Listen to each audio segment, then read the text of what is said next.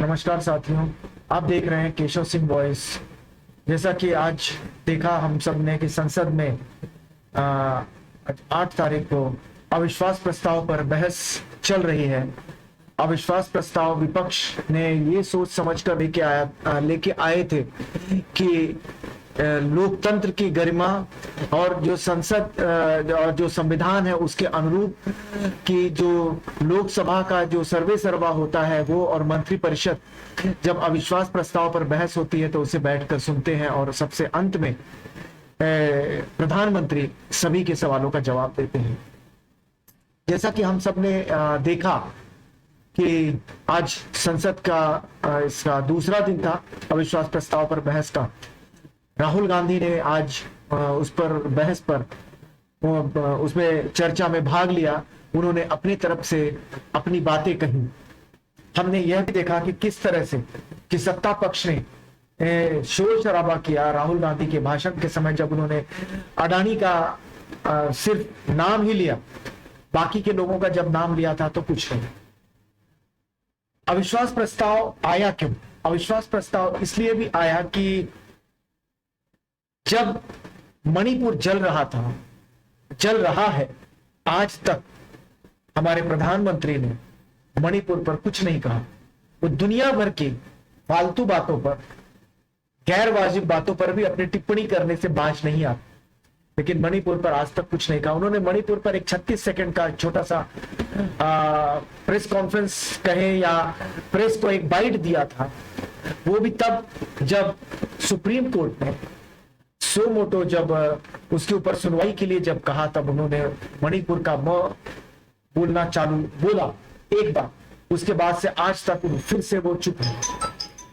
देश चाहता है, सभी चाहते हैं, सुनते हैं, समझते हैं कि इस बात को कैसे, प्रधानमंत्री को कैसे बुलाया जाए कि वो यहाँ पर आकर चुप रहे, या जो उन्होंने अपना मौन व्रत तोड़े और मणिपुर पर जो अविश्वास प्रस्ताव पर कुछ कहें, लेकिन फिर भी आज तक उन्होंने कुछ नहीं कहा। और अब देखना यह है कि क्या वो कुछ कहते हैं या कहने की स्थिति में होते हैं, ये हम सभी को समझना पड़ेगा, सोचना पड़ेगा। लेकिन अब देखते हैं कि क्या आगे की रणनीति क्या होती है। फिलहाल राहुल गांधी ने अपनी बात कही।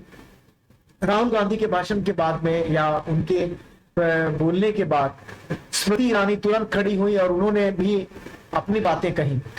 अब मूर्खता देखिए कि संसद में बहस, अविश्वास प्रस्ताव आया है मणिपुर को लेकर, लेकिन स्मृति ईरानी को जो राहुल फोबिया है उसमें वो 1990 का कश्मीर का जनसंहार था वो लेके आ गई बीच में बोल। उन्हें यह नहीं पता कि 1990 में सरकार किसकी थी, 1990 में कौन थी, क्या भारतीय जनता पार्टी उसी सरकार में शामिल थी जिस समय यह सारी चीजें हो रही थी। उस समय वहां का जो गवर्नर था वो भी भारतीय जनता पार्टी का ही एक कार्यकर्ता था, या यूं कहें उन्हीं का लीडर था, उन्हीं का नेता था। तो उनका जो सामान्य ज्ञान है थोड़ा सा कमजोर है। अब बात करते हैं राहुल गांधी की। राहुल गांधी ने अपना भाषण दिया, उन्होंने जो बातें थी उन्होंने दिल से बात अपनी कही, कोई लिखा नहीं, कोई कुछ नहीं। जो बातें उन्होंने देखा वहां जाके, जो उन्होंने समझा, जो उन्होंने भारत जोड़ो यात्रा के समय जो देखा, जिस बात को उन्होंने समझा उसी बात को लेकर कहा। उन्होंने साथ में यह भी कहा कि अहंकार तो रावण का भी नहीं चला था, टिका था, तो हम सब तो फिर कुछ है ही नहीं। तो अहंकार होना अपने आप में सबसे बड़ा गुनाह है, तो अहंकारी का तो सर एक दिन झुकना ही है।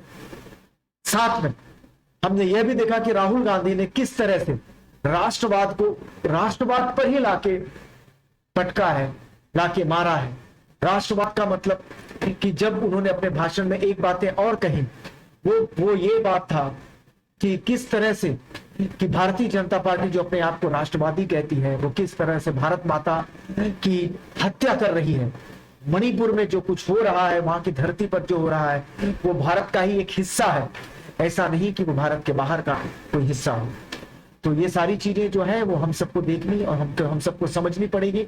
उन्होंने सीधे कहा कि भारतीय जनता पार्टी जो है, जो सरकार है, वो एक हत्यारी सरकार है, भारत माता की हत्या कर रही है। मेरी 2 माएं हैं, एक माँ जो संसद में बैठी है, जो यहां मेरे पास बैठी है, और दूसरी जो इस समय मणिपुर में जिसकी हत्या की जा रही है। तो इस तरह की जो बातें हैं, राहुल गांधी ने बहुत दिल से सोच समझकर जो बातें कहनी चाहिए थी अविश्वास प्रस्ताव पर, क्योंकि मणिपुर पर अगर बहस थी तो मणिपुर पर ही बहस होनी थी, तो उन्होंने उससे हटकर कुछ नहीं कहा। और मैं उम्मीद करता हूं कि उनकी ये बात, जो भी उन्होंने कुछ कहा है, वो मणिपुर की जनता, वहां के लोगों तक और भारत की जनता तक, भारत के आवाम तक पहुंचेगी। अब हमें देखना है कि कल प्रधानमंत्री मोदी जब अपनी बात को रखेंगे तो वो क्या मणिपुर पर ही बोलेंगे या फालतू बातों पर भी बोलेंगे, ये भी देखने और सोचने और समझने वाली बात होगी, क्योंकि इसी से समझ में आ जाएगा कि बातें कहां पर चल रही हैं, नेता क्या बोल रहे हैं, इस देश में पॉलिटिक्स हो रही है क्या हो रहा है। इस समय मणिपुर पर सिर्फ और सिर्फ भारतीय जनता पार्टी राजनीति कर रही है। आवाम, जनता मरे, कुछ फर्क नहीं पड़ता। तो हम सभी को ये बातें समझनी पड़ेगी, सोचना पड़ेगा। धन्यवाद आप सभी का, जिन लोगों ने इसे देखा, सुना, सोचा, समझा। धन्यवाद।